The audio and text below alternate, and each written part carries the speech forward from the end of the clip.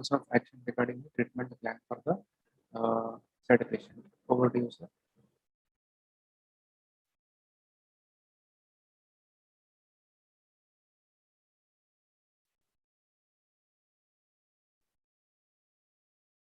चेतन, ये लाइव नहीं है ना अभी अपना हो रहा है? चेतन नहीं सर, लाइव नहीं हो रहा है अभी, ये खाली चेकिंग के लिए उस पे यूट्यूब पे चेक करके देख रहे हैं। हाँ, हमारा लाइव होगा कर दी। नहीं sir. Sabu ji, Omkar ji, good evening. Good evening. Yogi sir कहाँ है? अभी आ रहे हैं, ज्वाइन कर रहे हैं। हाँ, रुपए सर ना आ जाए उनके पहले। हाँ, मैं बोलता हूँ मैं बोलता हूँ। बाकी डॉक्टर्स अभी 7:15 शार्प आ जाएंगे सब। बस उनको ब्रीफ, मतलब बात हो गया था हम लोगों का जिमी जॉर्ज सर से। हाँ, बात हो गया ना। हाँ, दोपहर कॉन कॉल योगी सर मैंने कर लिया था, बट फिर भी व्हेन ही जॉइंस अगर एक बार को ब्रीफ कर देता हूँ, अच्छा रहेगा। राइट। ओके चलिए, ओके।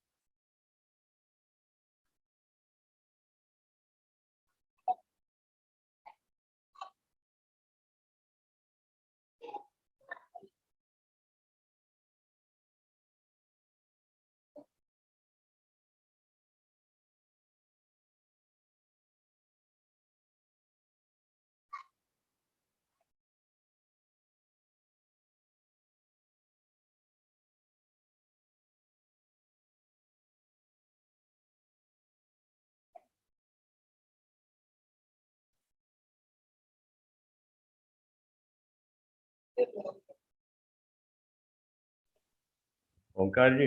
हाँ जी। अपना फर्स्ट ना अपन को टैबिक्लॉट वाला स्टडी स्टार्ट करेंगे। अच्छा, एएफ नहीं क्या पहले एफ ले लेंगे, क्योंकि ना वो श्रीजीत डॉक्टर बोल रही कि मैं सेकंड टिकाविक थोड़ा सेकंड रखो तो। अच्छा, उल्लास सर एंड श्रीजीत। तो पहले डेबिगलेट वाला रखेंगे क्या पहले केस? आप थोड़ा जब बात करेंगे तो जिम्मी सर से हाँ, उसको थोड़ा पहले पूछने के लिए बोलिए, मतलब वो गोबो कुमार सर और शफीक रहमान सर। ओके जगीश सर ज्वाइन कर लिए। Good evening sir. Okay. Yogesh sir, good evening sir. Yeah, good evening, Onkar. yeah, just now Sabu told ki this Dibiclot will be coming the first case. Dibiclot. Yeah, so this is what you have to inform. Good evening. Good evening. Because our discussion with Jimmy was different, no? Right. Because I already briefed Prashant, and Prashant told Jimmy sir yesterday that Dibiclot can be taken. So anyway, they are joining, about to join. So once they join, we will discuss with them. Okay. Because this is not from our side. Actually, Dr. Srijit wants to present Tikavik second, because he is just leaving the hospital now. Okay, that we can communicate to Jimmy. So accordingly, we can fix. Sure, sir. Right. Sure.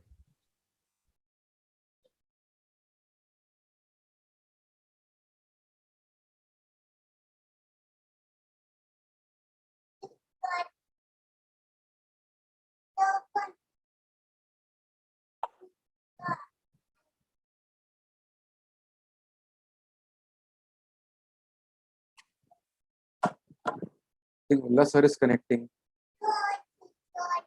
Tham jara. Mummy Ali ki ja.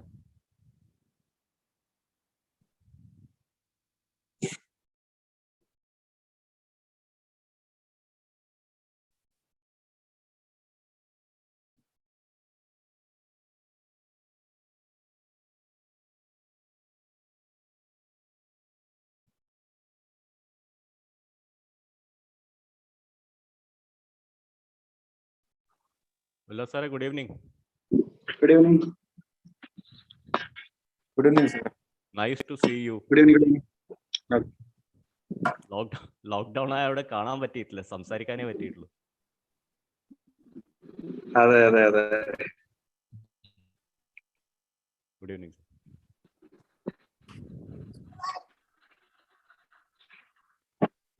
Yogesh sir, Rupesh sir is joining. How you know, na?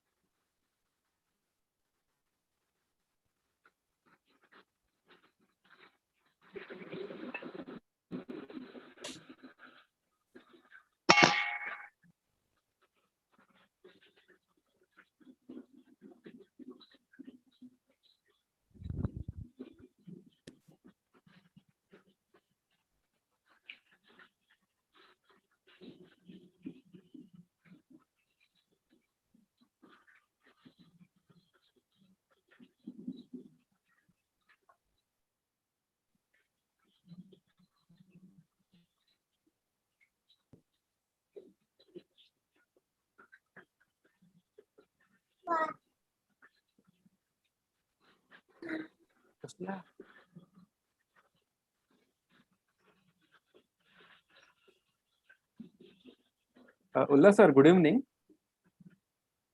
Good evening. Good Ullas, evening. yeah, Onkar here from Yes, yes. Head Office, Mumbai. How are you? Okay, fine. Just now, I think Yogesh sir told me you will be presenting on the Daviclot case, right? On the AF case. What Prashant told me is Sir that will be presenting. Srijit will be presenting Tika, sorry. Tika- Okay. Sorry. My Srijit mistake. sir and Ullas sir and Srijit sir will be presenting Tika. Okay. So from backend, I'll share the slides, sir.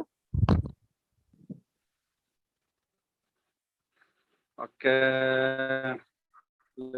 Because actually at the backend, I'm having slides over here. So shall I share? Just for a few minutes, if you want to have a look at it. Yes, sir. Yes, sir. Yeah. So this would be the slides, sir. Okay. We have slightly made it concise, looking at the time and duration of the debate. Okay. So around 28 slides, we have now made it concise. Okay. So is it possible to wear earphones? I think you're struggling with the audio to listen over. Let me If see. Let possible. me see. Yeah. Jimmy sir, good evening.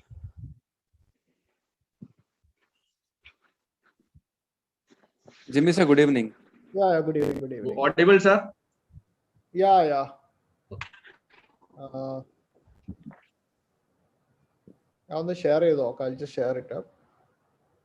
Shall I stop sharing, sir? Yeah. Okay, I'll stop sharing. Good evening, sir. Good evening.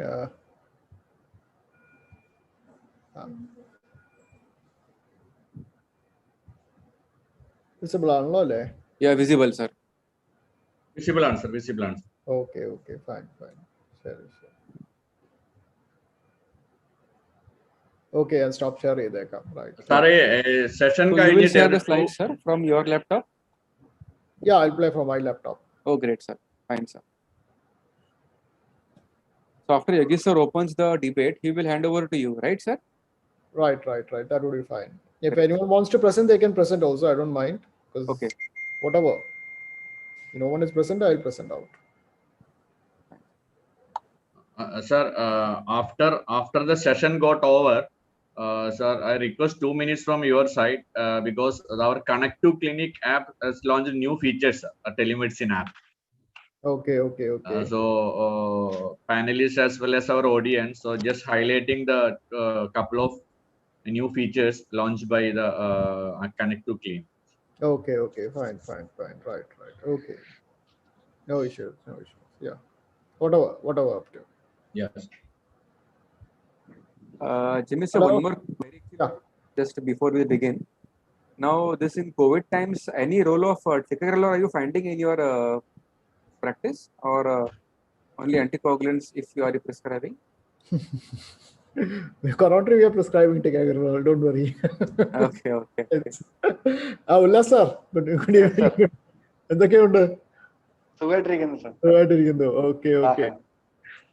Sir സുഖമായിട്ടിരിക്കുന്നോ? നേരത്തെ കഴിഞ്ഞല്ലോ സാറിന്റെ?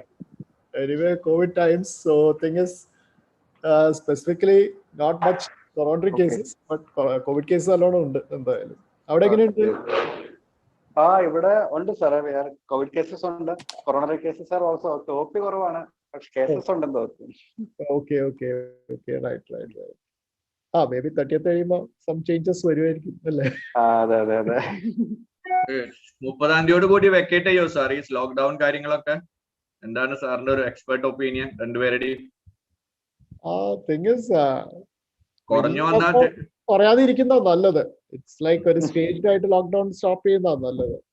Cases ഇപ്പോഴും ഇന്ന് 20,000 ആണെങ്കിലും അതൊരു 10,000 കഴിഞ്ഞിട്ട് open ആക്കുന്നതാണ് കുറച്ചുകൂടി സേഫ്. അതെ. പ്രത്യേകിച്ച് നമ്മുടെ വാക്സിനേഷൻ അത്ര ഒരു ചാടിക്കൊണ്ടേ 50% ആളുകളെയും വാക്സിനേറ്റഡ് ആയി കഴിഞ്ഞാൽ കുറച്ചുകൂടി സേഫർ എന്നുള്ളൊരു ഇത് ഫാർ ബെറ്റർ ദാൻ ബാക്കി ഇന്ത്യയുടെ ബാക്കി ഭാഗങ്ങൾ വെച്ച് നോക്കുമ്പോൾ നമ്മുടെ ഫാർ ബെറ്റർ ആണ്. കൂടുതൽ ബെറ്റർ ആണ്. നമ്പേഴ്സ് വലിയതായിട്ട് കുറയുന്നില്ല. അത് നമ്മുടെ ടെസ്റ്റ് കൂടിയോണ്ടാണോ അതോ നമ്മുടെ നമ്പേഴ്സ് എങ്ങനെയാണോ എന്നുള്ളതാണ്. ഒരു മിനിറ്റ്, ജസ്റ്റ് എ മിനിറ്റ്.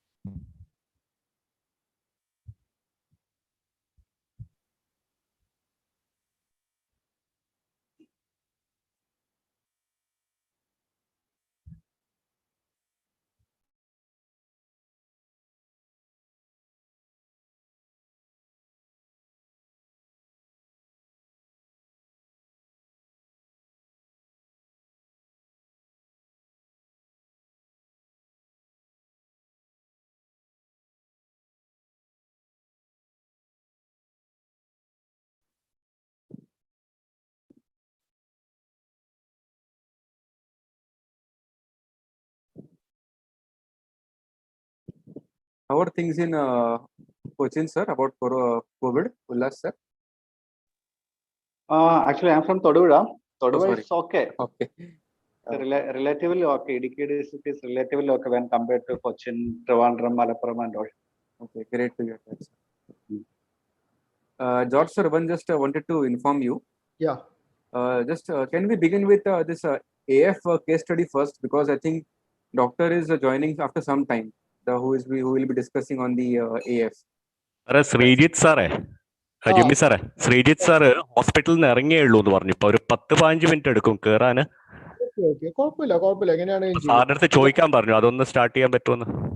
മതി എങ്ങനെയായാലും മതി. ഞാൻ മറ്റേ ഓർഡറിൽ വെച്ചത് ഫസ്റ്റ് ഇത് വെച്ച്, അത് കുഴപ്പമില്ല. നിങ്ങൾക്ക് തിരിച്ചു പോയാൽ മതിയല്ലോ. സാറേ, we'll start with AF ന്റെ ഒരു discussion, then we'll go back to the coronary discussion. Oh, sure, sir. Whatever it be. Right. Thank you, Jimmy sir. Gopakumar sir, I'll just rearrange the slides 1 minute. Okay.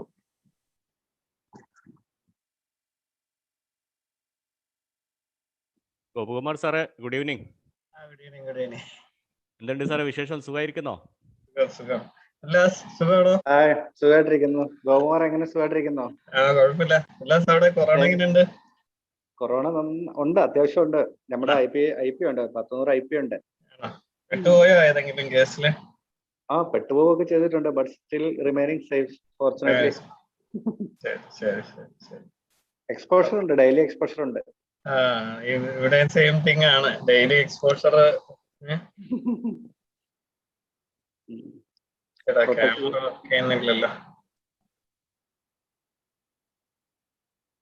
Gopakumar sir, good evening, sir.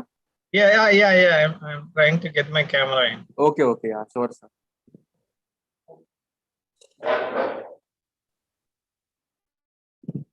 Yeah. Great, sir. Thank you, sir. Yeah.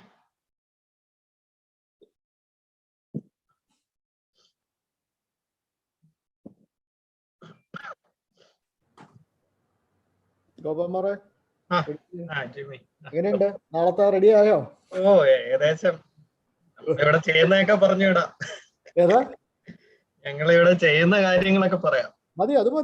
നമുക്ക് basically വെറുതെ guide ലൈൻസും ഇതൊക്കെ പറഞ്ഞ് കൂടുതൽ ഇതാവണ്ട. നമ്മുടെ hospital എന്ത് ചെയ്യുന്നു അത് അങ്ങനെ ആർക്കും ഒരു ബ്ലണ്ടർ ആവില്ല. എല്ലാവരും we are learning from what others are doing also. So whatever we do it I will say transparently what it is, whether it's a single center or multi-center. it's a new disease, new things. So we'll have their own breach and down. Breach and we'll rectify that. That's the only thing discussion. So whatever like post positive, how do you manage, all those things are what highlights anyway. Because many of the times antigen negative, finally it becomes RT-PCR positive. Then we will regret why we did it, or then patient may go up with respiratory failure or stent thrombosis or issues. So thing is like, fortunately, Kerala cases better than Kudila. The Kudu പ്രൈമറീസ് അധികം കിട്ടിയിട്ടില്ല, കുറച്ചേ ഉള്ളൂ. 2-3 ഞങ്ങളിവിടെ ചെയ്തിട്ടുണ്ട്. പിന്നെ വരുന്നത് hospital നമ്മള് case മാറ്റി വാടി വന്നതിന് ശേഷം പോസിറ്റീവ് ആവുന്നു. എല്ലാവർക്കും അങ്ങനെ തന്നെ ഉണ്ടാവും. നമ്മളും അങ്ങനെ മോസ്റ്റ്ലി നമുക്കും കുറച്ചൊരു കുറച്ചൊരു വിഷമം ഉണ്ടാവും. അല്ലെങ്കിൽ നമ്മളൊന്ന് ലൈസ് ചെയ്യാൻ മാക്സിമം പ്രേരിപ്പിക്കുകയോ അല്ലെങ്കിൽ റെഫർ ചെയ്യാൻ മാക്സിമം നോക്കുകയൊക്കെ ചെയ്യുക എവിടെയാണെങ്കിലും. അതുള്ള മോസ്റ്റ്ലി ആന്റിജൻ നെഗറ്റീവ് ആയി പിന്നെ പോസിറ്റീവ് ആവുന്നതും അല്ലെങ്കിൽ വീക്ക്ലി പോസിറ്റീവ് ആയിട്ട് പിന്നെ RT-PCR പോസിറ്റീവ് ആവുന്ന കേസസ് ഒക്കെ ആയിരിക്കാം. ഈവൻ ഞങ്ങള് CABG പോലും പേഷ്യന്റിനെ റെഫർ ചെയ്തിട്ട് ആ സമയത്ത് CABG എടുക്കുന്നതിന് തലേ ദിവസം ബൈസ്റ്റാൻഡർ പോസിറ്റീവ് ആയ കേസുകൾ പിന്നെ പേഷ്യന്റ് പോസിറ്റീവായി സർജറി പോസ്റ്റ്പോൺ ചെയ്ത കേസ് എന്നിട്ട് പോസിറ്റീവ് ആയ കേസുകളും ഉണ്ട്. So it's not that patient only, finally bystander also becomes positive. All those issues are there. Discuss ചെയ്യാൻ പറ്റുന്നതാണ്. Restricting bystanders into the hospital, same bystander always, ആ രീതിയിലൊക്കെ പോവുകയൊക്കെ ആണെങ്കിൽ. ബൈസ്റ്റാൻഡർ മാത്രമല്ല, സ്റ്റാഫും എല്ലാം എക്സ്പോസ്ഡ് ആണല്ലോ. ആരൊക്കെ ഡിസീസ് ക്യാരിയിങ് ആണെന്ന് നമുക്ക് പറയാനും പറ്റില്ല. എവിടെ നിന്നാണ് കിട്ടുന്നത്? Canteen staff, never know from where we get. OP is always crowded. Okay, right. Jimmy സാറെ എല്ലാ പാനലിസ്റ്റും ജോയിൻ ചെയ്തിട്ടുണ്ട്. ഷഫീഖ് സാറും ഡോക്ടർ ശ്രീജിത്തും ജോയിൻ ചെയ്തിട്ടുണ്ട്. ഫസ്റ്റ് അവിടെ തന്നെ ഓർഡറിൽ തന്നെ സ്റ്റാർട്ട് ചെയ്യാം അല്ലേ? ഓക്കെ ഞാൻ ജസ്റ്റ് അതൊന്ന് Onkar? Yeah. All panelists and moderator are on board. Great. We can go for live. Yeah. നമുക്ക് സ്റ്റാർട്ട് ചെയ്താലോ Jimmy sir? I think Jimmy is rearranging the slides. I think 2 minutes we can wait. So we can begin. Shafiq sir, good evening. Good evening. നമുക്ക് doctor Sreejith ഉണ്ട്. ഞാൻ ഗോപകുമാർ സാറിനോട് ഉല്ലാസ് സാറിനോട് പറയുന്നത്, sir കാലിക്കറ്റിന് വന്നിട്ട് എറണാകുളത്ത് നമ്മളെല്ലാവരും പരിചയപ്പെട്ടിട്ടുണ്ടോ എന്ന് അറിയില്ല. സാർ കാലിക്കറ്റ് മെഡിക്കൽ കോളേജ് വൈക്കംകാരനാണ്, പക്ഷെ കുറച്ച് നാളായിട്ട് കാലിക്കറ്റ് മെഡിക്കൽ കോളേജിലായിരുന്നു. ഡോക്ടർ ശ്രീജിത്ത് നമ്മുടെ പാനലിലുണ്ട്. Hello Sreejith.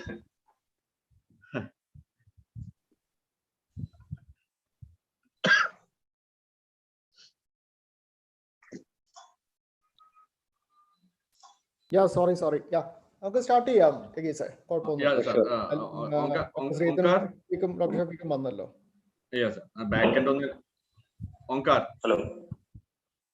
Hello. Onkar ji. Chetan, please go live and confirm us. No. Just a minute. Yes, sir. Yeah. Hello. Yeah, Chetan, can we start? Is it live now? Wait, sir. Just a moment. Yes, sir. I will let you know.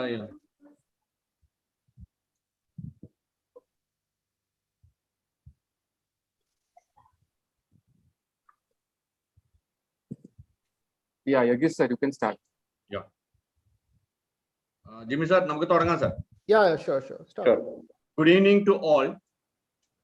On behalf of Alchem Laboratories, India's 5th largest pharmaceutical company, I welcome our eminent moderator, panelists, and all doctors who have joined us for today's anti-thrombotic debate. At Alchem, it has always been our endeavor to partner with the healthcare professionals, and we continue to do so. To help us to navigate through this meeting, we have with us a renowned cardiologist, Dr. Jimmy George, who will be moderator today's debate. Welcome, Dr. Jimmy George. Thank you, Dr. Yes. Dr. Jimmy George, the consultant interventional cardiologist, Lisi Hospital, Ernakulam. Dr. Jimmy was the CSI Kerala Pass executive member in 2018-19. and he's a joint secretary of the Cochin Cardiology Forum, and he's a committee member of Glitzy Research Institute, and he's an international faculty member in TCT Asia Pacific Seoul, Europe, ECR, Paris, Complex PCI, IJCTO, India. Dr. Jimmy did his MBBS from Kasturba Medical College, Mangalore, MD from Father Muller Medical College, University, Bangalore, and DM Cardiology from prestigious Sri Jayadeva Institute of Cardiovascular Science and Research, Bangalore. His intervention cardiology training in adult, pediatric, and electrophysiology from Sri Jayadeva Institute of Cardiovascular Science and Research. And he did his one-year fellowship in adult intervention cardiology as well. Welcome, Dr. Jimmy. We also take this opportunity to welcome eminent panelists of today's program, Dr. Shafiq Rahman, Dr. Gopa Kumar, Dr. Ullas R. Mullamala, and Dr. Srijit A.G.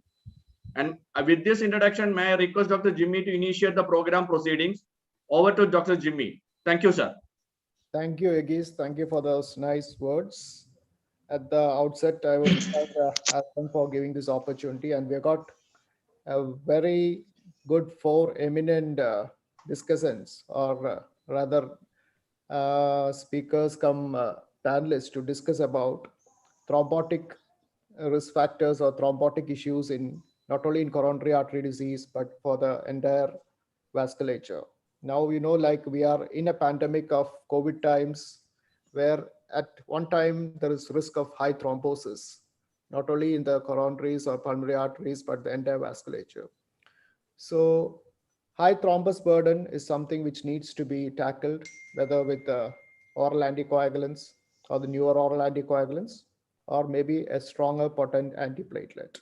So we have two case discussions, and with me, we have got eminent doctors, for a very eminent cardiologist, Dr. Shafiq Rahman, who's a close friend of mine from Renai Hospital, Renai Medicity. Dr. Sri Kumar, also from GH Hospital, Ernakulam. Dr. Gop Kumar, also a cardiologist from Thodupuzha, and 2 doctors from Thodupuzha, actually, Dr. Gop Kumar and Dr. Ullas also. So it's a very great panel, and I think we'll have a discussion of 2 case discussions, one basically on coronaries, which I think Dr. Srijit also will have the first role. And the second one is basically on atrial fibrillation and anticoagulation, where Dr. Shafiq will have this discussion along with Dr. Gop Kumar. So first would be, I think Dr. Srijit and Dr. Ullas will be discussing on antiplatelet regime in ACS situation. Shall I go ahead with the case? I'll just share my screen. Yes, sir. Yes, sir.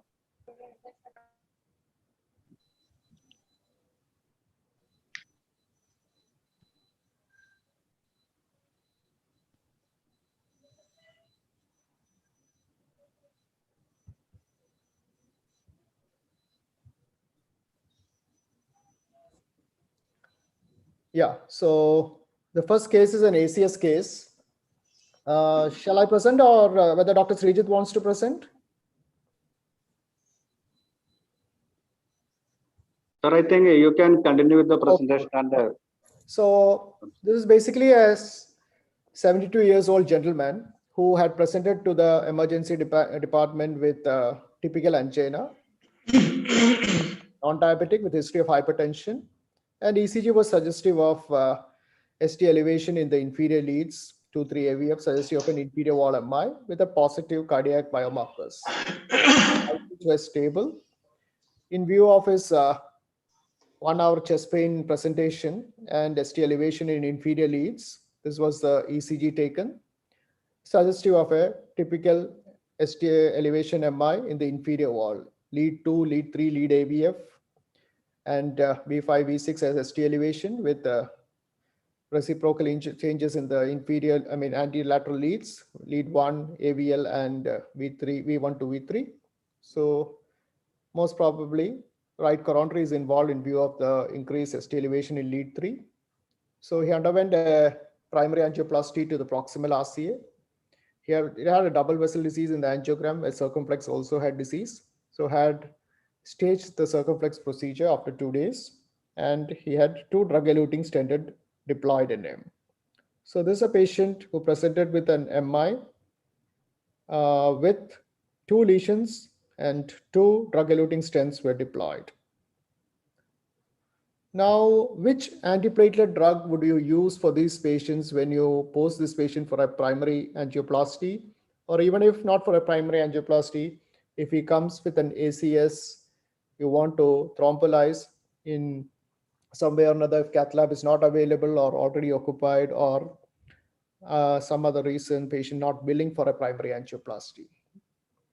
You know, like aspirin has always been the drug of choice for antiplatelet therapy for ACS situation or chronic stable angina.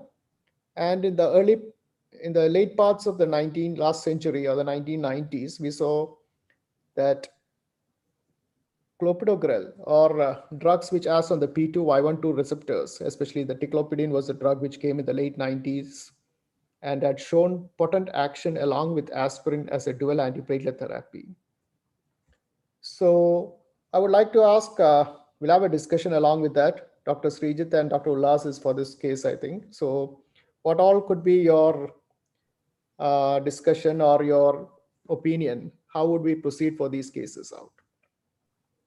Dr. Srijit, are you? I think you're muted, I think.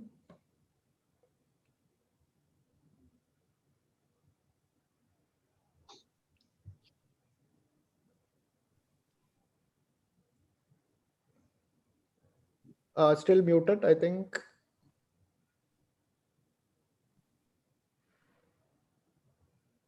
Or Dr. Ullas, whether you want to add on when Dr. Srijit comes up with his audio issues? Oh, sure, sir. Yeah. Sir, I was always been a fan of prasugrel, and especially after ICER-REACT 5 and Prague 18 trials, I wish to go for aspirin loading dose with the prasugrel 60 mg loading when I'm taking for a primary PCI in a STEMI patient. Dr. Srijit, you want to add anything? No, I think, is it muted or can you just unmute it? I think Srijit sir is unmute already, but I think his earphone, we cannot hear from his earphone. Okay. Can you please you change the earphone or once again without earphone, can you try, sir, if possible? What about Dr. Shafiq and Dr. Gopkumar? What about your suggestions meanwhile?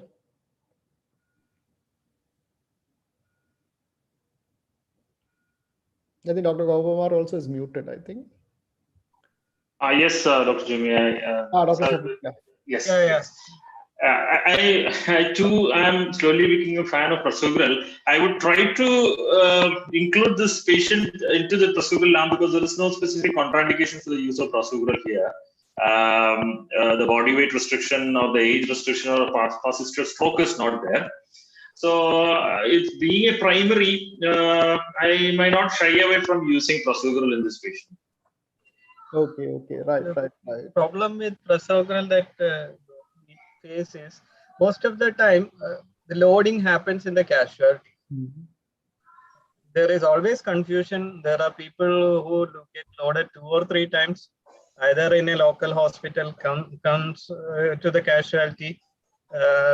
The risk factors, the weight, age, these things might not be, the person in the casualty might not be aware of. That is the point. Loading, most of the time, it will be loaded by the time the junior in cardiology reaches there, it would have been loaded. So, Brilinda, the advantage is there is no limitation for age, weight. So, there is definite benefits of prasugrel or Brilinda, but the small 2 points are there where the age and weight is not a limitation for Brilinda as per studies. Yeah, well taken, Dr. Gopkumar. What about Dr. Srijit?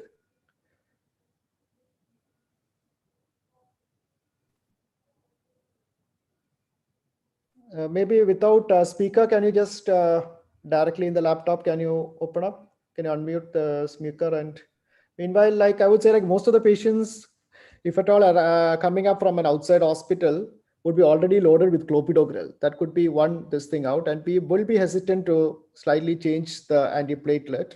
And another thing is, mostly we like to see the anatomy of the patient also before loading up with it. The good thing about prasugrel and ticagrelol is the faster onset of action of these drugs compared with the earlier. Clopidogrel has been a great drug, and I'm a great fan of that for the past 10 years anyway at all, because once like clopidogrel came up in the early part of this century, it had been revolutionized and almost become a drug of choice even after 1 year of ACS situation. Aspirin was somehow taken off. But thing is, there is chance of clopidogrel resistance to an extent, around 30% gets it. So unresponsiveness or non-responders are also there, which must be kept in mind. Another important thing is the fast onset and offset of action. And ESC guidelines also mention, like prasugrel, it's better to know the anatomy and then go ahead with the procedure also. Ticagrelol, that is not there anyway, but all three are indicated as a drug of choice in the guidelines, which will come later down anyway. Like what Dr. Govamas was saying out, 2 doses, 290 mg doses of ticagrelol is an easy loading rather than giving 6 tablets of prasugrel or 4 tablets of 15 prasugrel. So that also is this thing. But rightly speaking, both are very potent potent antiplatelet drugs in preventing stent thrombosis or thrombosis in the future compared with clopidogrel. And the thing is, like, the onset, offset, and the response to thrombus is quite high with these P2Y12 receptors, especially prasugrel and ticagrelol. I think Srijit is not there. I'll just go with the next slide. So mostly, like, I would also prefer loading either the third one or the fourth one, prasugrel or ticagrelol. Keeping in mind, like in prasugrel, with some contraindications, what Dr. Govama was saying about weight less than 60, stroke or TIA history, and female patients and all these more than 75 years, all those things to be kept in mind.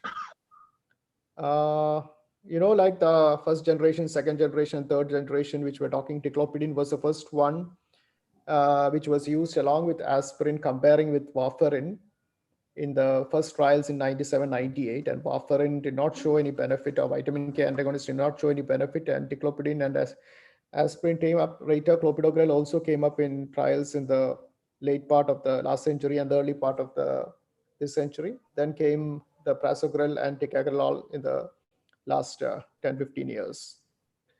Basically, they act on different things, mostly like ticlopidine, clopidogrel, prasugrel acts as thiroparidine. The other one is a CPTP acting drug.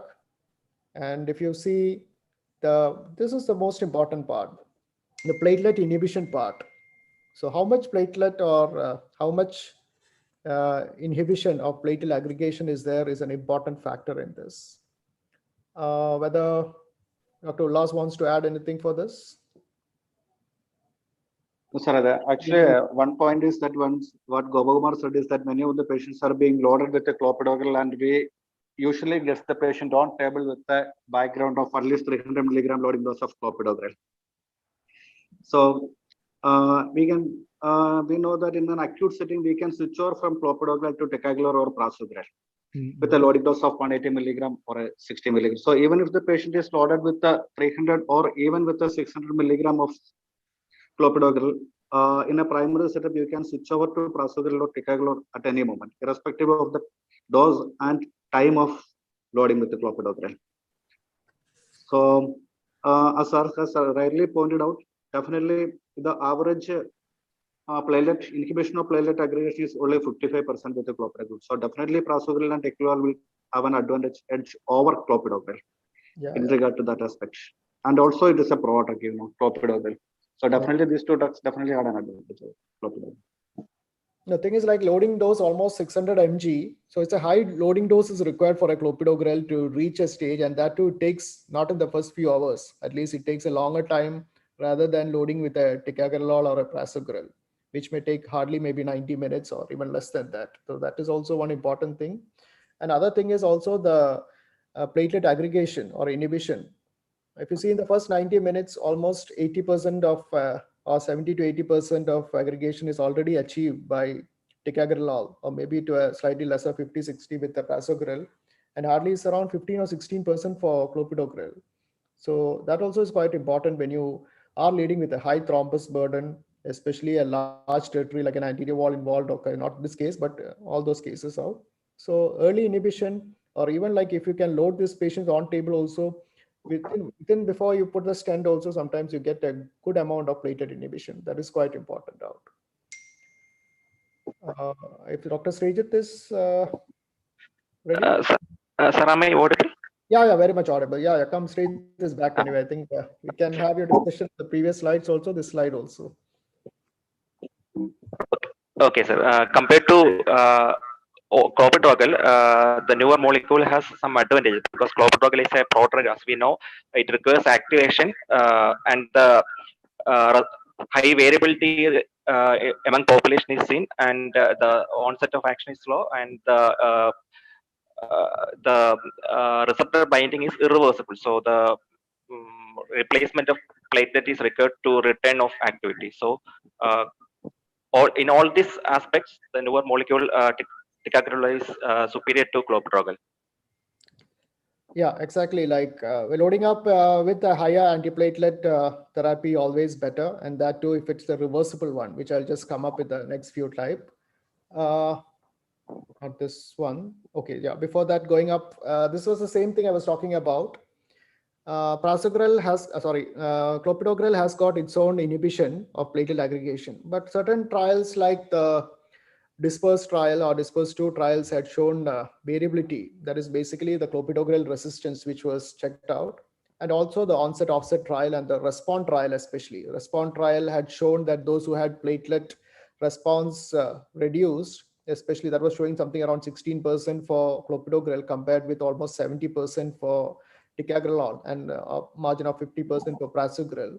So it was showing that almost that much inhibition was seen in the first few hours of intake. And that also you need a high loading dose of clopidogrel, almost 600 compared with 180 of a ticagrelor or a 60 mg of prasugrel. So these were the other two trials which were showing the IPA, which I would just show in this. If you see over here, the last two slides of which you can see that the platelet inhibition of ticagrelor compared with clopidogrel and prasugrel, if you see, it's almost 3 to 5 times for the ticagrelor group compared with the clopidogrel, almost at par with prasugrel a bit. And in 2 hours, how much you can see, almost double of what clopidogrel achieves. The inhibition of platelet aggregation is inhibited, is seen by the stronger drug. And that also is a reversible drug also. So that is also an important part of it. Yeah, anything you want to add on, Dr. Srijit, over here? Or shall I go to Dr. Ullas anyway? Want to add anything on for this? Can go to the next slide, sir. Yeah. So before going to this landmark trial of Plateau, in which ticagrelor, as every one of us know, that it was a trial comparing clopidogrel with ticagrelor, and this was the inhibition, almost around 44% inhibition was seen in the first month, followed by 1 year follow-up. You can see compared with clopidogrel, there was significant incidence or decrease in incidence of events. So keeping this point in mind, I would say, like, as you know, that there are main problem with most of our invasive or most of our angioplasty mode is the problem of stent thrombosis. As you see, the first 1 year, almost the percentage of stent thrombosis is around 0.5 to 0.6, and it rapidly falls below 0.1% after the first year. So I just like to open this scenario into another way. Like, would you like to give the first 1 year a stronger dual antiplatelets, or do you like to reduce your antiplatelet after the first month or 6 months? Indirectly, if I say, like, now guidelines changed, like this is an ACS case. ACS case, you are definitely going to give 12 months of clopidogrel or ticagrelor with an aspirin, or prasugrel with an aspirin. But now guidelines have slowly thought of not only the ischemic part, but also the risk of bleeding on one side. So in an ACS situation, if a high bleeding risk is there, then you can reduce it to 6 months or even 3 months, and then continue with a single antiplatelet. On the other side, for a chronic stable angina or a chronic coronary syndrome, again, that this thing is reduced from 6 months or 3 months. If you have a high bleeding risk, even 3 months of single antiplatelet, dual antiplatelet is required. After that, a single antiplatelet. So how do you say in the first 1 year with 2 stents for this case, not a bifurcation or not a left main stenting, would you suggest to continue both the antiplatelets for 12 months, or would you like to reduce the antiplatelets? What are your suggestions, Dr. Srikumar and Dr. Ullas? Sir, first of all, as it is a case of STEBI and we have 2 stents with the double vessel disease, I would like to go for a DAPT of 12 months duration, definitely. Okay.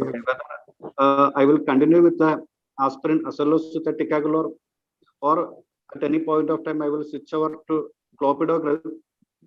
It's a question. Yeah, because exactly.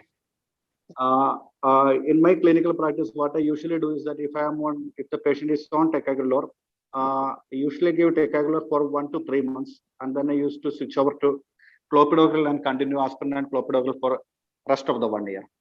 Okay, okay. And recently we had an evidence supporting this in the recently ongoing ACC virtual meet. One host exam trial was presented from South Korea, which has shown aspirin and ticagrelor for one month, followed by switch over to clopidogrel.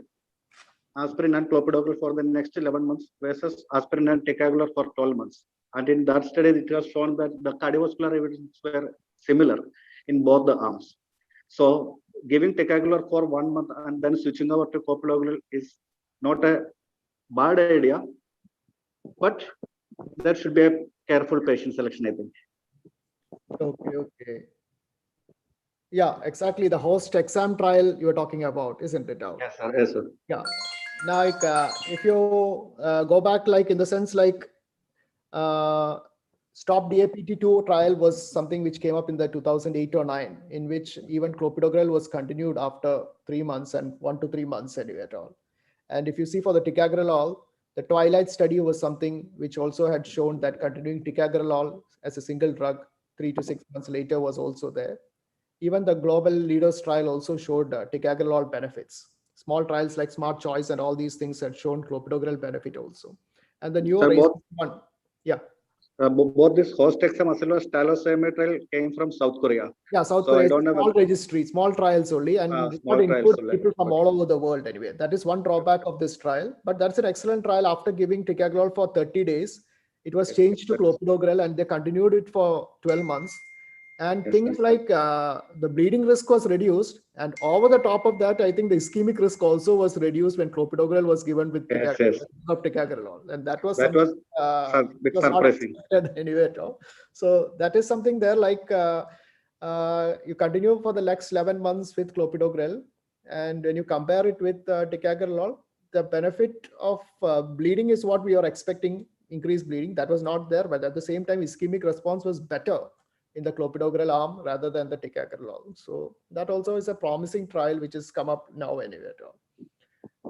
Yeah, Dr. Srijit, you want to add anything for giving a DAPT in the first 12 months? Sir has already said, as per the guidelines, it's a patient with ACS undergone pre-CA with the 2 stents. We have to, as per the guidelines, we have to give dual antiplatelets for 1 year. But which antiplatelets that we have to consider the clinical situations, and in our clinical practice usually we give 1 to 3 months this ticagrelor, then switch over to clopidogrel. The cost is a factor, then the high bleeding risk is a factor. So but as per the guidelines, we have to give DAPT for complete 1 year, then we have to switch over to single antiplatelets or depending upon the DAPT score. Sure, sure. It's well taken. What about Dr. Gopamar? Have any comments? Muted, I think. Yeah, the thing is, I prefer ticagrelor, continuing ticagrelor, unless there is a contraindication for bleeding. And if at all I want to stop or change it, I would prefer to stop ecospirin. I have some patients where I had stopped ecospirin and continued Brilinda if I suspect there is a bleeding risk, ticagrelor. So that there are some studies where they have looked upon stopping ecospirin when there is a bleeding risk, say after 3 months. So if most of our patients initially we use ticagrelor, the major molecule, then change into molecules which are less expensive after 3 months. I am comfortable with 6 months at least. So that's what I look up. 6 to 9 months. Anyway, up to 6 months, I always prefer to go with the ticagrelor. Yeah, that's well taken. Like I think gastro erosion or gastritis is the most common complication in our population, and people may not tolerate aspirin even at the lowest dose in it. So stopping that drug or that would definitely benefit. I think even many of my patients, even after 1 month, I have stopped aspirin and continued them on ticagrelor or P2Y12 inhibitors. So that gives a lot of benefit also. At the same time, I would like to say, like, things like this late stent thrombosis and very late thrombosis have been reduced with the newer generation. Yeah, newer generation, the 3% of plateau, I don't think now it is 3%. It's close to less than 1%. The cut thickness also from 160s has become now 60s and 70s. So the healing also is improved a lot anyway for these stents. So dual antiplatelets for long duration. And most of our patients also are becoming aged, and with procedures and all those things, the risk of bleeding also is increasing for them anyway. And anticoagulation also comes sometimes, most of these patients with AF and other thing which will come up later also. So thing is, they can be just reduced to a single antiplatelet at an earlier stage if at all you suspect a high bleeding risk or even a moderate bleeding risk. Forget the low risk patients, but moderate to high moderate, that's the majority of our patients what we may come up anyway at all. Dr. Shafiq, you want to add anything? I had a call from the hospital. I wasn't listening to the discussion. I'll give you for an atrial fibrillation part. So this is what we're talking about, major bleeding. If you see like ticagrelor compared with clopidogrel had a major bleeding, but next slide I'll show you like, okay. Before that, basically like the bleedings were not much of intracerebral bleeding anyway, and it was mainly bleeding other than the intracerebral part anyway at all. So thing is, if you're suspecting a high bleeding risk, and also especially prasugrel on the other side, when you have a thin patient with more than 75 years, female, all those things, the risk of bleeding is quite high. So that also needs to be kept. So sometimes I think it is better even at 3 months, you reduce one antiplatelet and continue it out for the rest of time, unless you have a long stent or LM bifurcation or multiple stents, or patient has drug default and all those things. But one thing also I need to mention, like if you are going to continue clopidogrel, I think it would be ideal like to do a clopidogrel resistance and stop it early out. Because you stop aspirin, you continue clopidogrel, and unfortunately the patient becomes a clopidogrel non-responder. Then finally you are provoking it to get your arterial thrombosis. So that risk is there, but not possible in all times anyway, because it takes 2 weeks at least for the reports to come. But that also is a valid thing to be checked out before stopping aspirin or before changing ticagrelor to clopidogrel, because that was also the trial what we were talking about, the post-exam trial, in which after 1 month ticagrelor was changed to clopidogrel post PCI. So this is something, the Pegasus TIMI 54 trial, that is continuation of ticagrelor after 1 year. So we're talking about the first 1 year to stop. Now this is like continuation of after 1 year to give ticagrelor. So basically both 90 mg and 60 mg were compared, given along to continue. And you can see that the primary endpoints were quite favorable when you continue them for almost 3 to 4 years. Now in this context, like I would like to ask Dr. Ullas also, if you're planning to continue after 1 year, would you continue aspirin, ticagrelor, clopidogrel, or maybe prasugrel? So what my practice is, if I have to continue DAPT beyond 12 months because of some high thrombotic risk, definitely I will be using ticagrelor 60 milligram BD in addition to aspirin 75 milligram. Okay. Fine. What about Dr. Srijit? Yes, sir. If we want to continue beyond 12 months, then definitely 60 milligram ticagrelor will be used along with the aspirin as per the evidence. Okay. Dr. Shafiq, You want to? I agree with that. If you have that opportunity, definitely I would continue for another year at least with a lower dose of ticagrelor at 16 beta along with aspirin. Okay. Kavumar? I think there will be resistance in part of the patients to continue after 1 year. Most of them are being primed to be told that you have to continue this up to 1 year. And if you give ticagrelor for another 1 year, I think most of them won't take. For me, after 1 year, unless there is an LMC lesion, bifurcation lesion, I won't go for ticagrelor. I will go for clopilate or echospine, or a lower dose of the combination. Okay. There is no evidence in that, but then single antiplatelet, I prefer not going with ticagrelor. The cost is a big factor. Number 2 is you have to take 2 tablets per day, morning and afternoon. That's also prohibited. I rather go for a tablet which is taken once after 1 year. That will ensure compliance. I think after 1 year, everybody gets fed up with the number of medicines they take. The compliance tends to be less. So that is one major factor which I think we should go for a tablet which is given once. So that's my idea. Exactly. I also count on that anyway, at all what you were saying out anyway. A single drug to continue, you may have to see the cost on one side and also the compliance also, a BD dosage, this thing.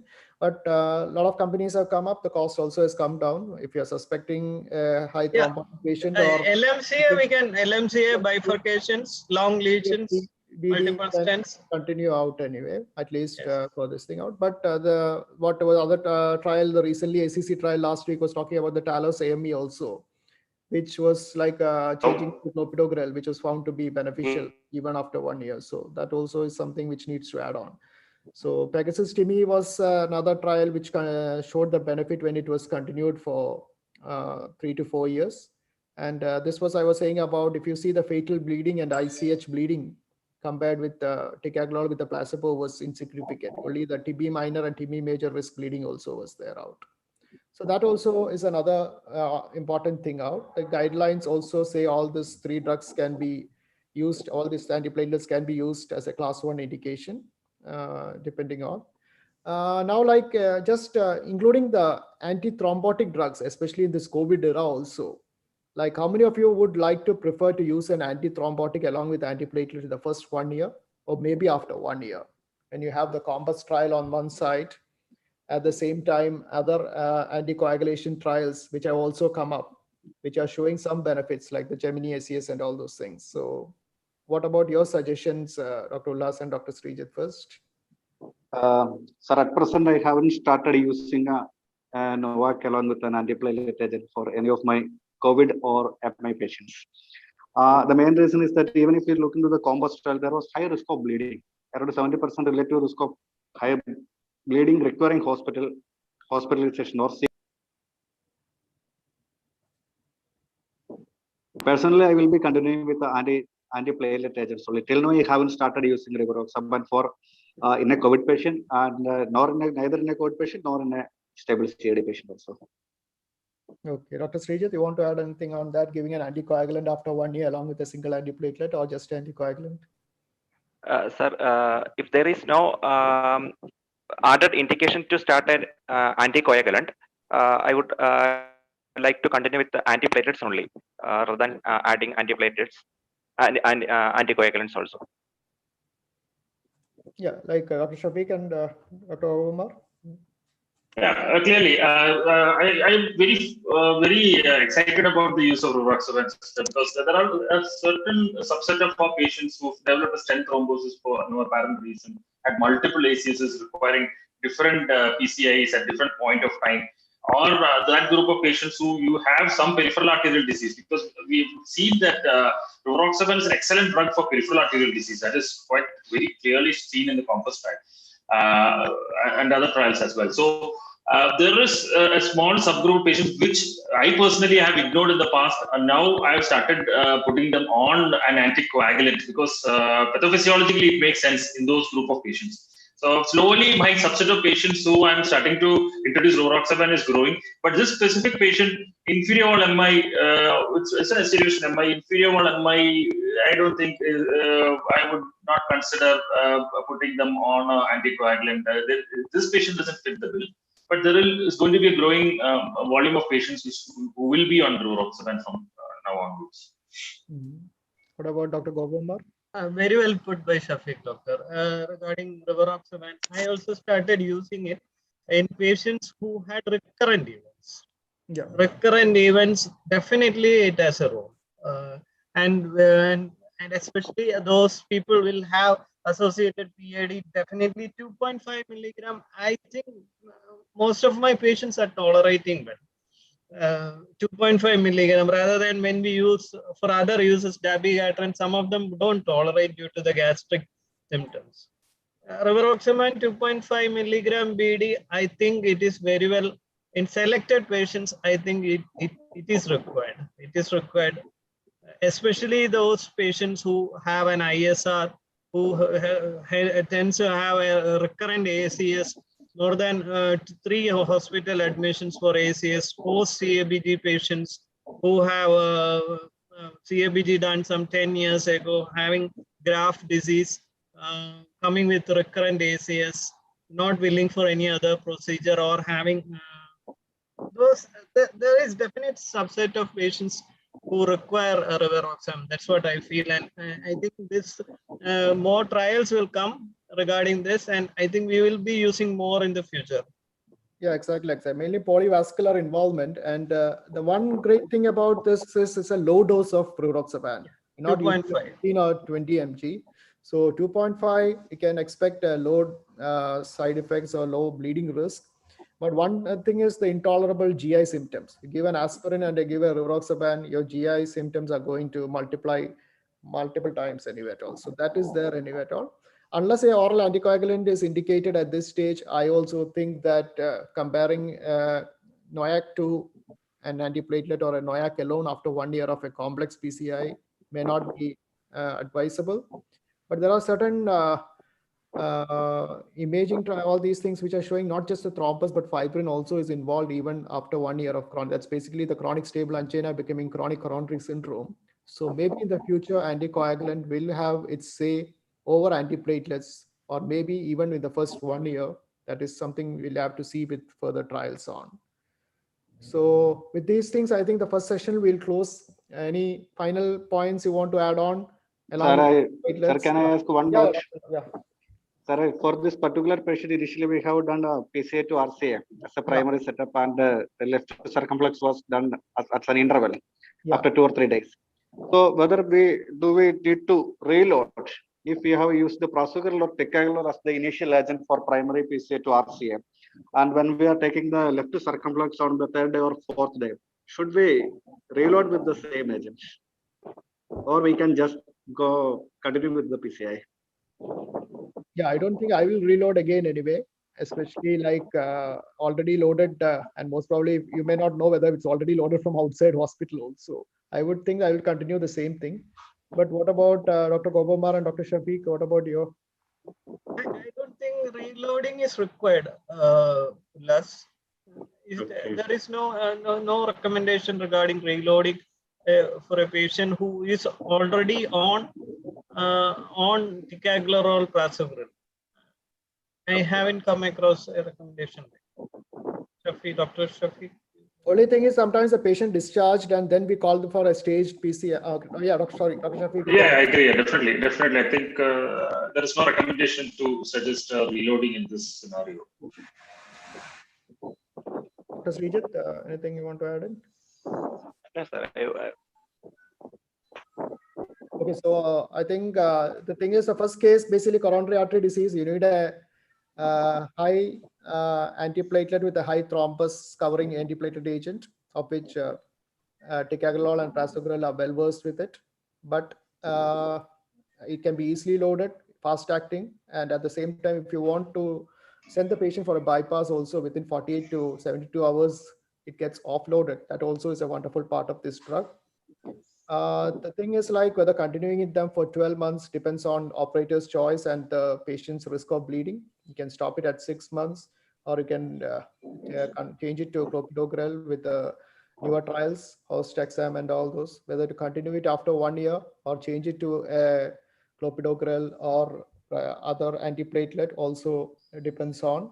But thing is, it's a strong drug, ticagrelor, at the same time prasugrel, which can be continued for post 1 year as a single agent, and maybe anticoagulation, whether it will come in the future as a replacement for antiplatelets, is yet to be seen. So with these things, shall I just go and go for that non-valvular AF and the role of your oral anticoagulants? So this is basically the long history. I'll just cut short and say, and I think Dr. Shafiq and Dr. Gobomar would be the main contenders or main discussions for this thing. A 55 years old female patient with palpitation 2 days back, with similar history 3 months back, with only past history of relevant history of hypertension. Thing is, investigation wise, she's normal. She's not on any medications in the past. And one important thing is ECG at rest is normal. She has got a normal LV function. And the clinical examination also is unremarkable, and her ECG is normal sinus rhythm. So what would be your next step from, I'll just go back. Would you suggest a Holter monitoring, or would you suggest it was a leave it as a irregular rhythm, or maybe we can think about later? What would be your suggestions, Dr. Shafiq?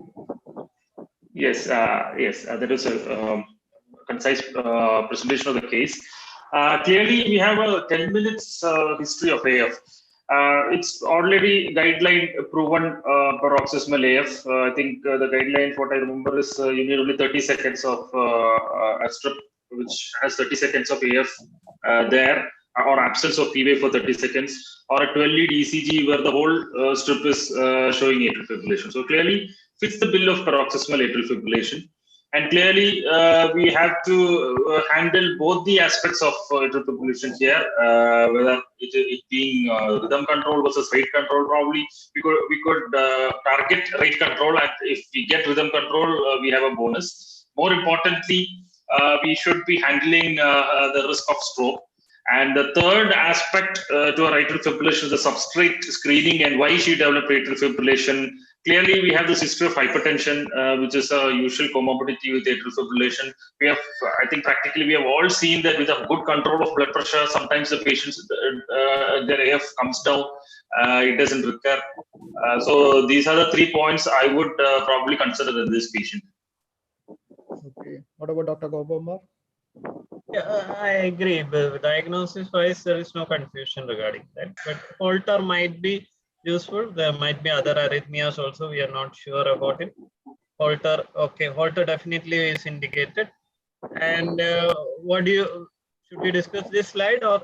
Basically, I just wanted to stress, like, even if you have a sinus rhythm, it is better to do a Holter. Holter, yes. Sinus, or if it is atrial fibrillation, whether the need of anticoagulation, especially oral anticoagulant, as we are well versed, warfarin or vitamin. They have mentioned it's a vegetarian diet, so they wanted to highlight that, I think, regarding food interaction. Okay, that also is there anyway.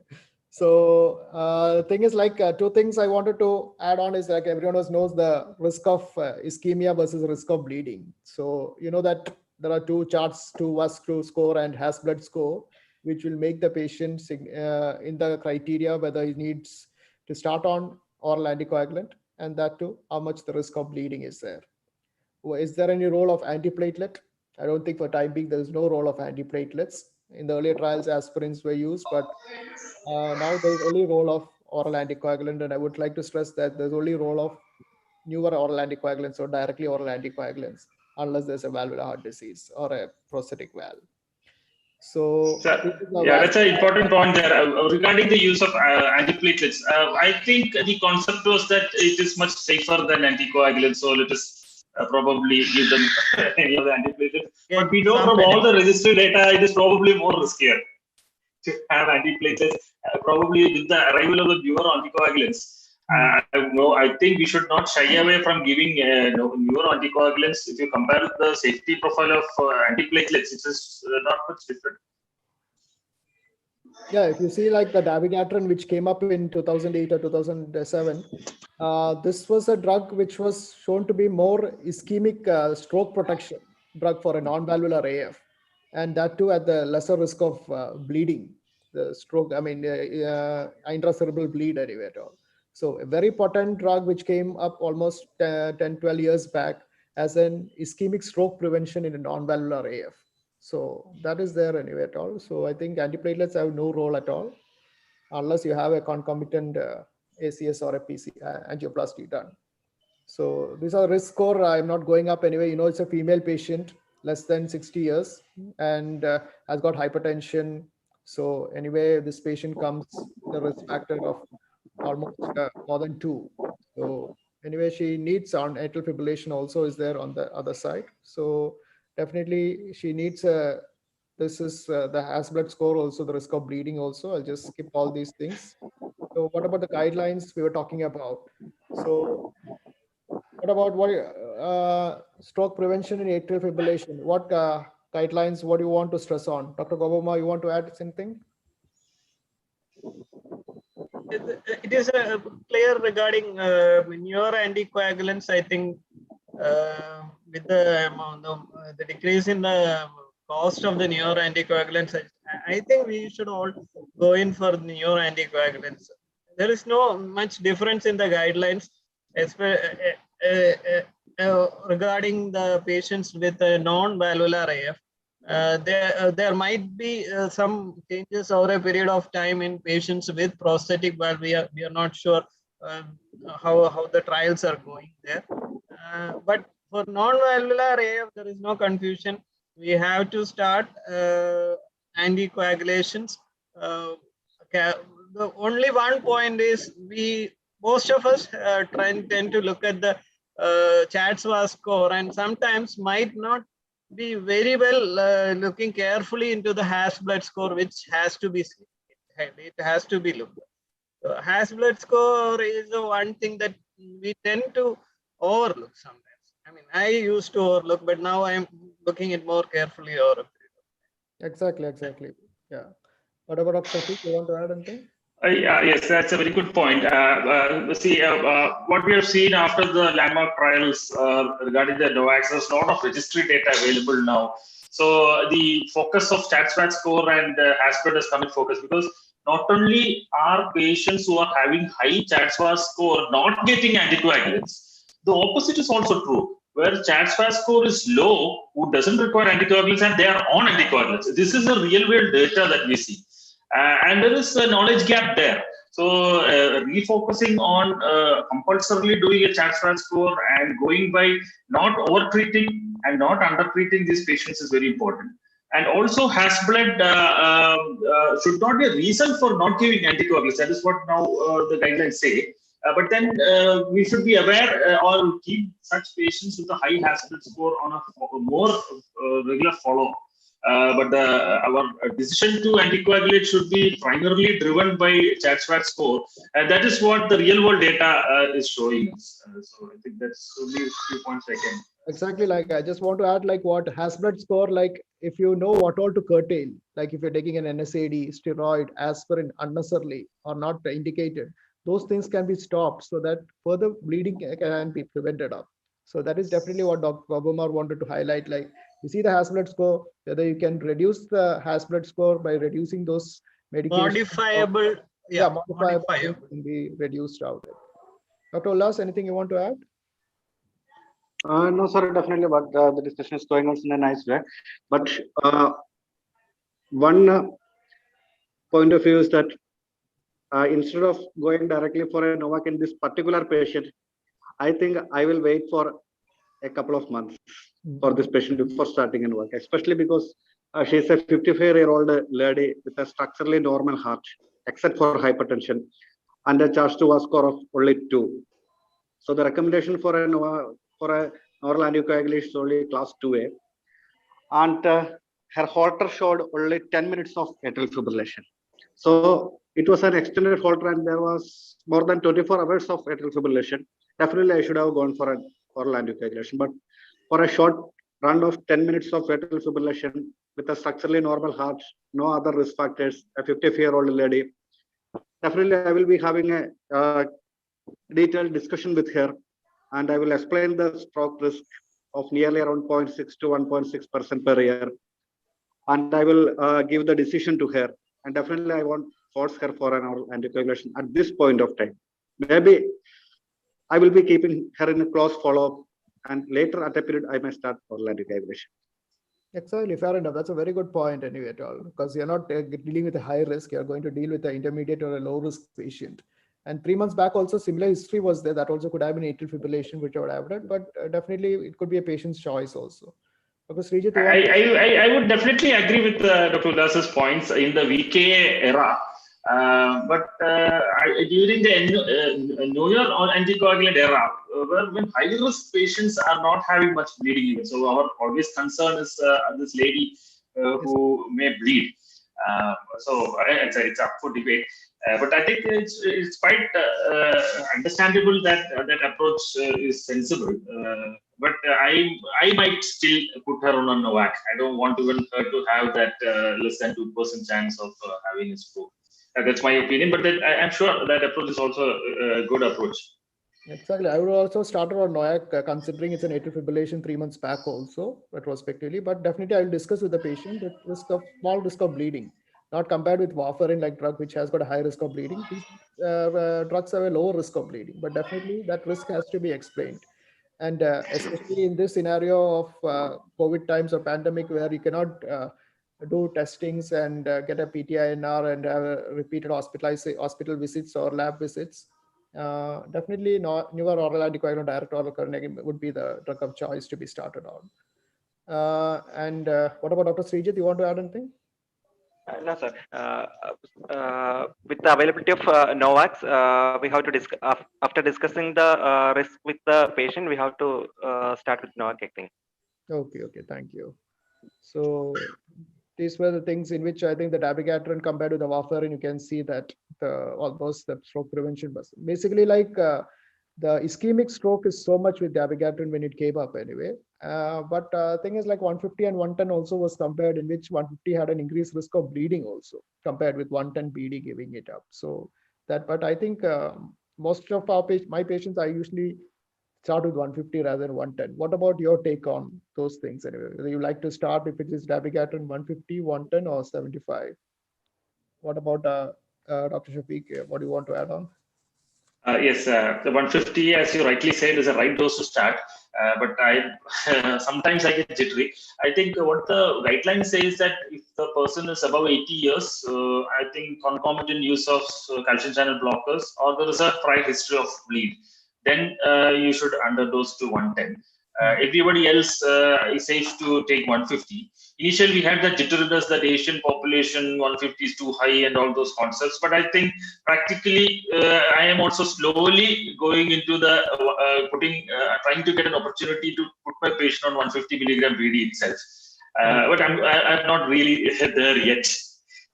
So I agree with you. I would want my patients to be on 150 BD. If no other side effects occurs and they are less than 80 and verapamil is not there and all those things. Yes, that's a good point. Dr. Gopamba? Very well said by Dr. Shafiq. I also has a great amount of inertia starting on 150. Though I very well know that it is, the trials show it is superior. And this has been documented. The target INR is never reached by the treating doctor, or the target dosing is never reached by the. Yes, we are little more concerned with the bleeding risk when the patient comes back. So 110 is what I start, and I see the one logic for me is as age advances, AF is more common as age advances. So the most of our population is above 70, and a little bit more. I just look up the profile of the patient. If he is fragile, low weight. There is no evidence regarding all these things. But I will prefer to go for a lady. I will prefer to go for a 110. If it's a very bulky guy, healthy looking, younger, definitely 150. No doubt. Otherwise, I'm a little bit jittery. Like I have not reached till Dr. Shafiq's level where most of the patients I started. But it's got an antidote also. So this was the first drug which came with an antidote also. Yeah, it has an antidote, definitely. But there is an inertia. I very well know that it is 150 should be taken. But then I just review the patient. If he is a frail looking, elderly, less than more than 70 years of age, less than 60 kgs or 70 kgs, I won't put him on 150. I go for 110 only. And if it's a lady, also I prefer to go for a 110 rather than 150. Yeah, and even in the OPD, people ask, this is the lowest dose or the highest dose? If you have to take higher dose, they'll not take it up. They'll say, okay, so jokes apart, this is a recommendation, basically the guidelines. It's almost the same thing. Like if you have a Charts-Worth score in a female of more than 3 or male more than 2, anyway, definitely you need to start on medications. Vitamin K antagonist is indicated, but thing is morely in prosthetic valve, especially the trials like the Realign, which was compared with the prosthetic valve. Dabigatran showed more of ischemic or more of thrombosis in the prosthetic valve. So in prosthetic valves, for time being, warfarin or vitamin K antagonist is still the drug of choice. But Jimmy, have you ever seen any patients coming with bleeding complications with 150 BD? I have not seen much of them. Yeah, I have seen one patient I've seen 2 months back anyway at all. It's in neurosurgery. They asked for an antidote, but unfortunately we didn't get the antidote. But that is there, but that would have even blood at 75 also. But it's there anyway. I've seen one patient this year only, 2 months back only. Oh. Right. But it could be other reason. I think it was an aneurysm somewhere, a cerebral aneurysm somewhere. So all those are indication. I mean, all those are predisposition for this thing also.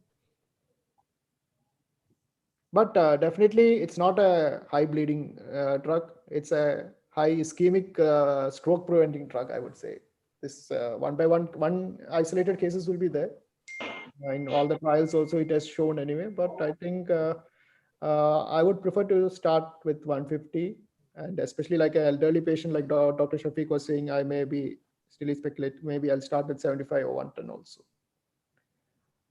So these are the usual anticoagulants what we have used, or what we use. 4 anticoagulants or 3 are available in India, are always dabigatran, rivaroxaban, and episaban.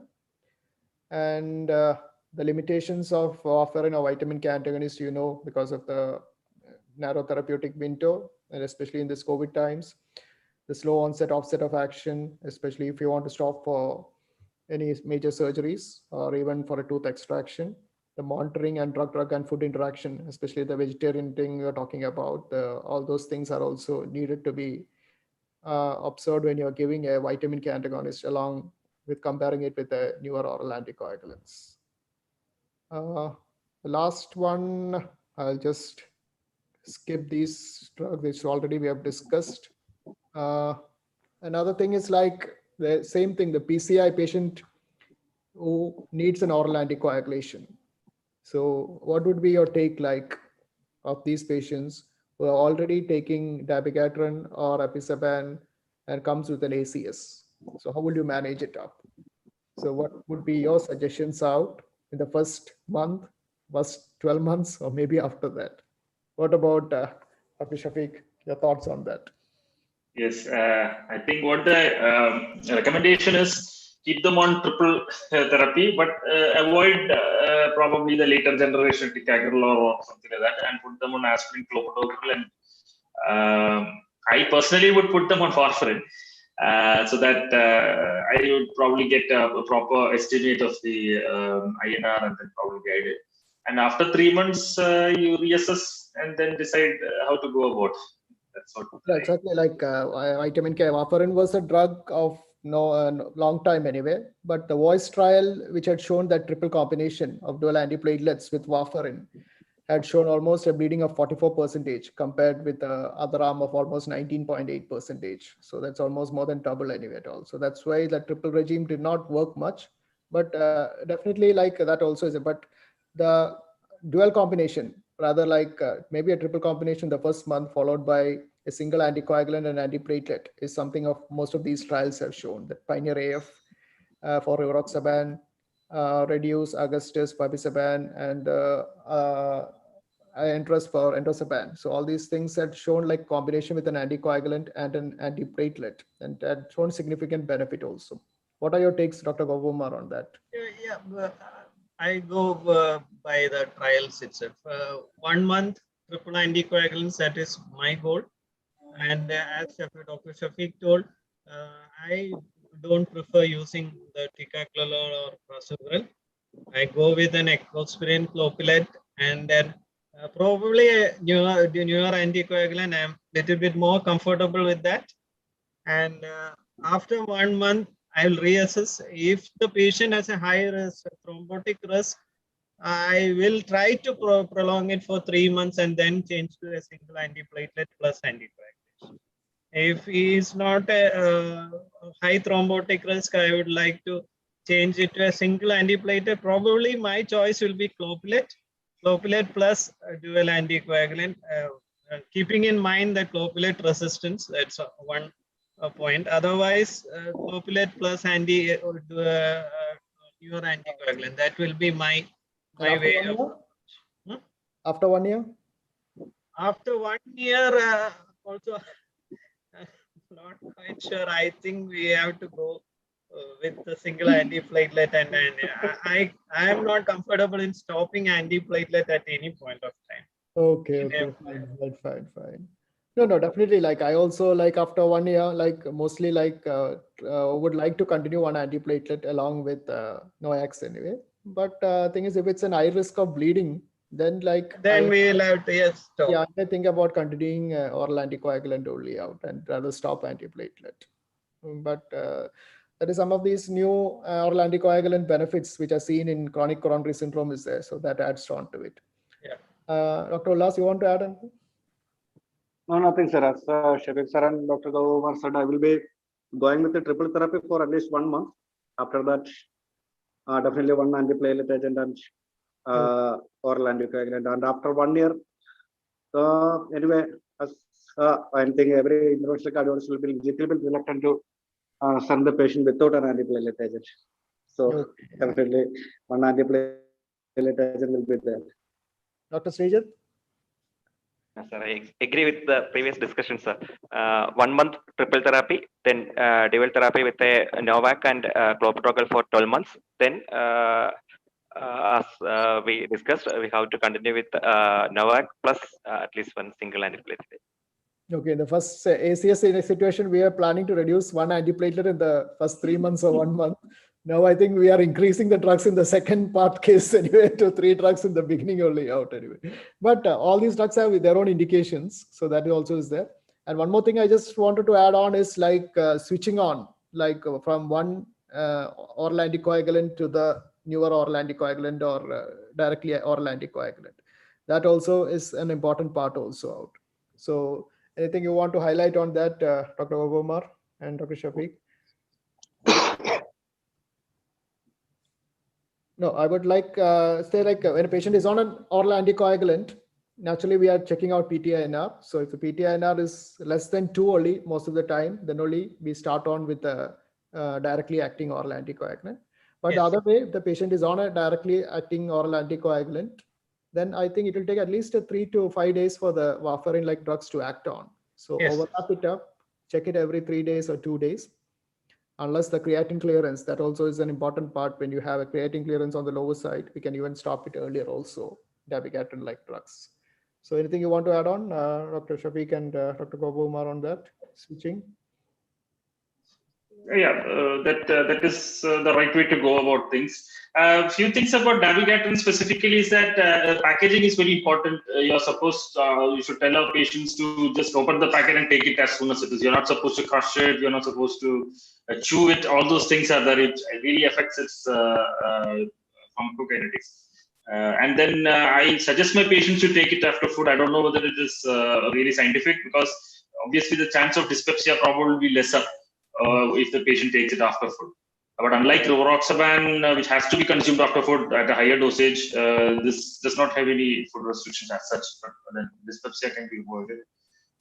Nothing exactly how to shift from VKS to NOACs is already explained. Okay, fine. Dr. Srijit, you want to add anything? The last few comments on it's the last slide anyway. Yes, sir. Okay. Yeah. What about Dr. Ullas? Yes, sir, nothing. Okay. So I think both the cases are over. So I think we have discussed about antiplatelets and anticoagulation in ACS and maybe in a complex or a eye thrombus multivessel patients in the beginning. And we had tried reducing antiplatelets in the first 1 year also. We have extended antiplatelets, a stronger one after 1 year also. And the second discussion on atrial fibrillation, especially a non-valvular atrial fibrillation, we have told like directly acting oral anticoagulant is the drug of choice to be given. At the same time, if at all the patient has got a risk of PCI or ACS, you can add on a triple therapy for the first 1 month, and maybe you can reduce it to a single anticoagulant and antiplatelet. And maybe you can think about continuing oral anticoagulant at a later stage, maybe 6 months to 12 months later, and you want to stop the antiplatelet. So those were the valid points taken in this discussion on thrombosis. Now, like any other final remarks, anyone wants to make it up? It was a very great discussion. So any points you want to highlight or add on to it? Yeah, dabigatran, I think it's a drug for all seasons. Probably for renal ESRD patients, even then, yeah, with a dose adjustment you can give. And for stroke prevention in AF, it is the one which has proven superiority over VKS. Other, I think rivaroxaban is non-inferior, I think, but apixaban has also showed some superiority. So I think the only thing is a BD dosage may be a little issue for some people. For some history of GI bleed may be a relative contraindication. Dyspepsia and those things are contraindications, but it has a good antidote. Although luckily even I've never had to encounter such a situation, but then the antidote is there. So it's a good drug in the armamentarium. Okay. Final words, Dr. Kopama? A few important things. Apixaban is having a lesser bleeding risk, especially GI bleed. So in patients, when we expect a GI bleed, one patient came in our OPD today with carcinoma esophagus, status post chemo radiotherapy, having an upper limb DVT. So I think those patients who have a higher bleeding risk for gastric bleeding risk, I think apixaban is a better choice comparing dabigatran.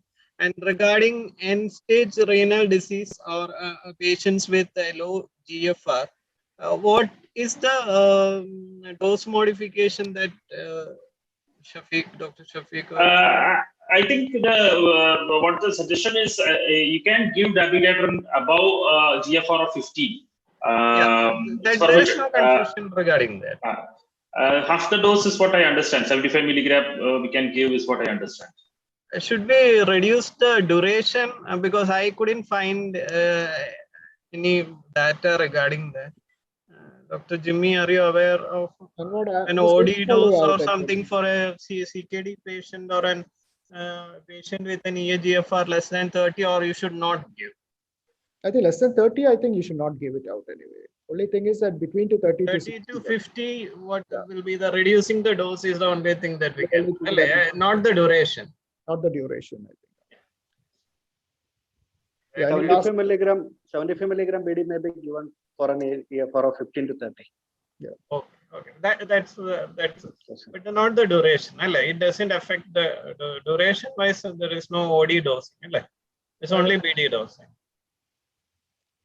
It's renally excreted also. I think 90% renally excreted. So you can safely give it in dialysis patients also, because obviously it won't get accumulated. Unlike the other NOACs, which are not completely renally excreted. So So I think nephrologists are a little fond of dabigatran is what I understand. Yeah. Okay, last few words, Dr. Srijit and Dr. Ullas. Sir, nothing. Okay, then I think Yagis and Onkar, I think can we conclude? Yes. Good evening, sir. A couple of questions from audience. Sir, Onkar will share you, sir. Yeah. Give me, sir. More questions? Okay. Yeah. Audience also there. Audience. Fine. Yeah. So I'll read the question, sir. Sure, please. The question is, I need to initiate dabigatran to my elder patient. So should I go for up titration or down titration? Or please suggest. Yeah, Dr. Shafiq and Dr. Abu. I think we did discuss this point. The current recommendation from the European guidelines itself, 2020 guidelines itself, was clearly mentioned. If you want to underdose a patient with who you plan to put on dabigatran, these three criteria are there: above 80 years, if the patient is on concomitant verapamil, and third is some history of GI bleed. Everyone else, you have to give 150 BD. Although we are not in the probably right frame of mind to give such a dosage, but that is what the data shows. And even the bleeding risk, if you look at the RELY trial, fatal bleeding compared to warfarin is much lower. It is massive. Bleeding is there, but then fatal bleeding is much lower. So, and that too in the 150 arm. So that is the dosage. So, but depending upon the age of the same patient, if the person is less than 80, is not on concomitant calcium channel blocker, and there is no history of GI bleed, I think you should confidently start these patients on 150 milligram bleeding. Yeah, there is no up it is not just a titration bleeding, as such. yeah. There should be always down titration only. I think even if we are reluctant to start, I think we should start with 150 BD. And if we find there is an evidence of bleeding, then you can always go lower down. I don't think it should be an up titration as per recommendation. Exactly, that's a valid point anyway. No need of increasing step by step. It's like any complication come, you reduce it up accordingly. That's all. And thing is, the IC bleed is not much there. It is like what other bleeds are more common. So, like what Dr. Shafiq was, any fatal bleedings are not much there out in there. Yes, and I think the pharmacokinetics between the NOACs, rivaroxaban or apixaban dosing adjustment, there is an effect on the body weight also. For dabigatran, nowhere it's mentioned it has anything to do with body weight or anything of those sorts. Only the age, history of GI bleed, and these aspects, drug interactions, only thing they have mentioned. That's what I understand. Exactly. Any other question? Yeah, one more question is, sir. To diagnose this atrial fibrillation accurately in my clinical setup, is ECG only suitable, or should other techniques should I adopt?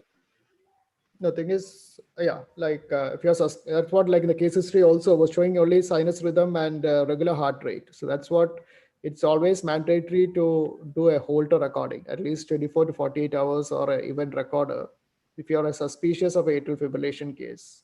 Otherwise, by history wise is not a suspicious, I think you can just leave it alone. And it's always difficult to get an ECG when you have a tachycardia or when you have symptoms, isn't it? So it's always, if you are suspicious of it, ask for a event recorder or a Holter monitoring at least. Any other takes with us? Yeah, the European Society come up with a recent guideline 2020. I don't agree with it. They have given a lot of importance to wearable devices, and you should scout for AF in patients above 65 years. I personally don't agree with that, but then it's come in the guidelines. It's going to be a severe psychosis, clearly, because everybody has a wearable now which can detect atrial fibrillation.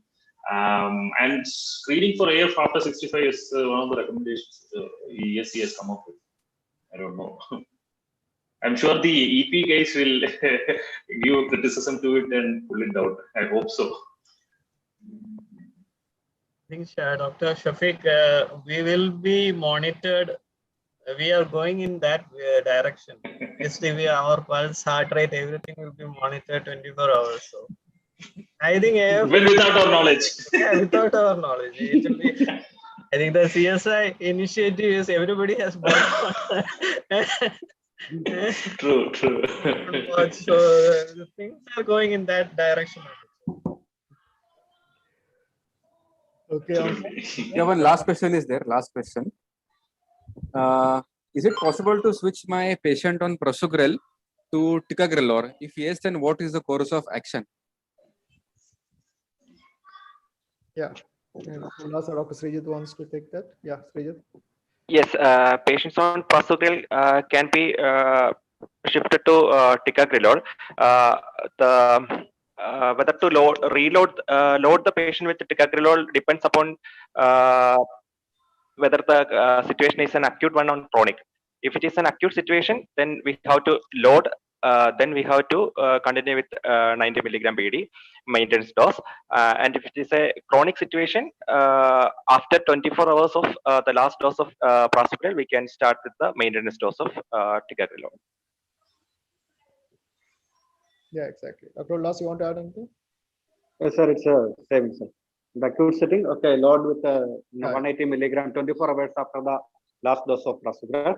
And if it is a chronic setting, there is no need of loading. You can directly with the 90 mg 24 hours after the last dose of prasugrel. That's clearly mentioned by you. Yeah, usually the change comes mostly with the clopidogrel and either, because both these are potent drugs, ticagrelor and prasugrel. So once you start it, I think within first 1 year, mostly we'll continue it. Unless the patient has got some risk of breathlessness or some pause with ticagrelor. Many of the times the reverse happens. Switching from ticagrelor to prasugrel. Dosage. Yes. Right. Okay, I think that's all. Yeah, that's all. Yeah, that's all from the question answer part. So over to Yogesh, sir. Yeah. Yeah, Yogesh. Yeah. Thank you, sir. So as I discussed and requested, sir, please give me 2 minutes of time to share our Connect2 Clinic telemedicine apps. The new features were introduced, sir.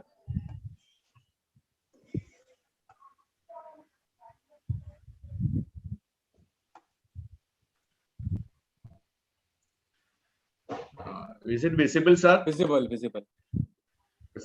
Sir, Connect, as we know, that's a Connect2 Clinic, our telemedicine apps, has recently introduced a couple of new features. So one was credential-based login by the doctors. This will help us platform to allow doctors to create their password to login. And this will help us to eliminate the dependency on the OTP factors. That is a one major advantage. Second is the patient bulk upload. Here now the doctor can upload the patient details in the C2C platform in My Patient tab format, and he can view the details of the patient afterwards as well. The third ones are the prescription share by email or by SMS. After the consultation, platform now allows to share the e-prescription over email or SMS so that the patient can access it outside the platform. The shared prescription is a password protection, so the authentication is ensure the authorized access also. And apart from that, the provision of adding of alternative number by doctors. If doctors can add alternate or additional number which can be displaced in the prescription, or doctor has to option to select the number which can be displayed under head for consultation or by the end for emergency purpose.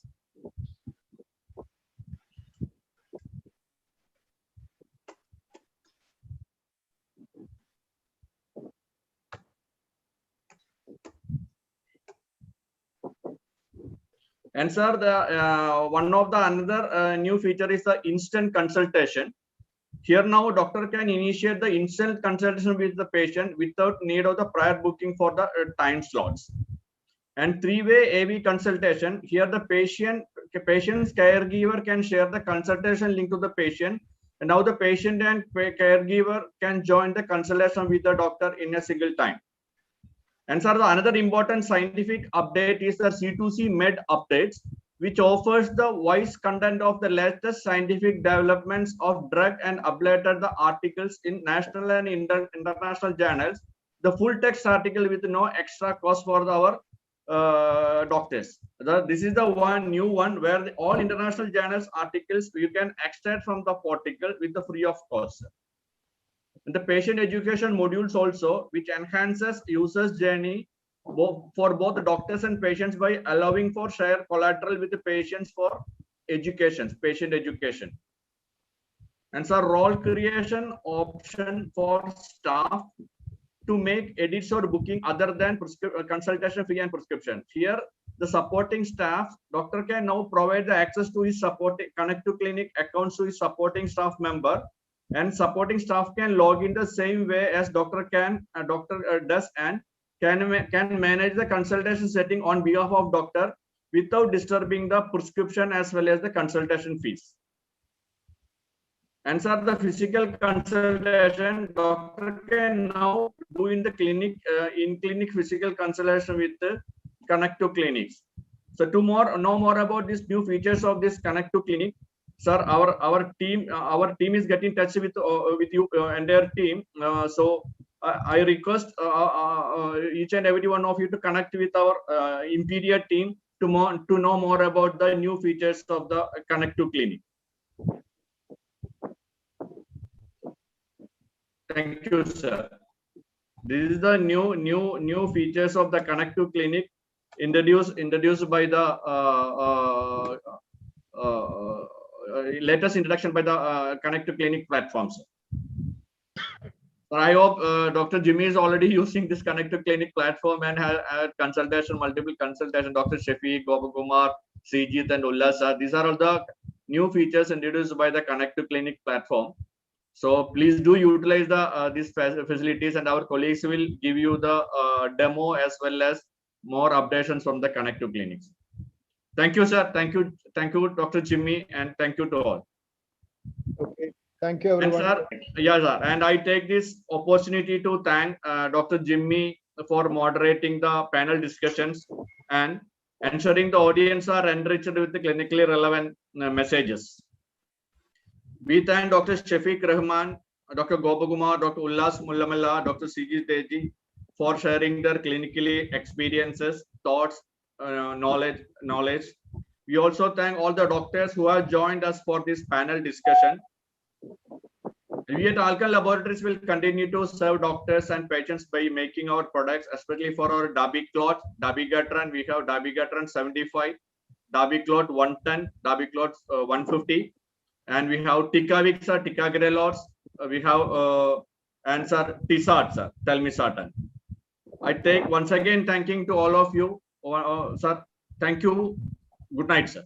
Request everyone to join tomorrow also for the Cochin Cardiac Forum.